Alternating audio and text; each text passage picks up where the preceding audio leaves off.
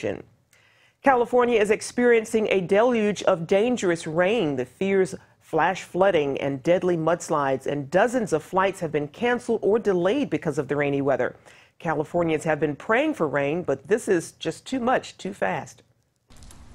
California is getting drenched with desperately needed rain after one of the worst droughts in years. The National Weather Service predicts the storm could bring the most rain Southern California has received in almost 2 years. Many in the state prayed for rain, and downpours soaked the region, with more on the way. Forecasters say the rainfall totals will reach up to 3 inches across the coasts and valley, with up to 6 inches in the foothills and the mountains. We need it. I don't necessarily like it, but we need it. In the Bay Area, the storms snapped trees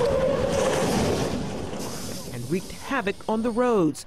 More than 100 crashes were reported in LA County.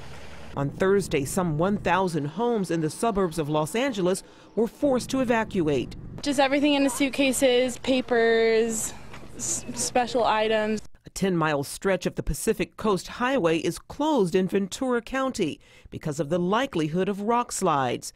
There are also big worries about flash flooding and mudslides in areas recently burned by wildfires. Residents in the path of the storm prepared for the worst, filling sandbags around their homes. I think we're a little aware that a lot of rain in a short period of time could create some problems with mudslides. It's going to cause major problems on Friday, from the possibility of flash flooding to mudslides to major travel delays. Forecasters say the full force of the storm could be felt this morning, with rain falling up to 1 inch per hour.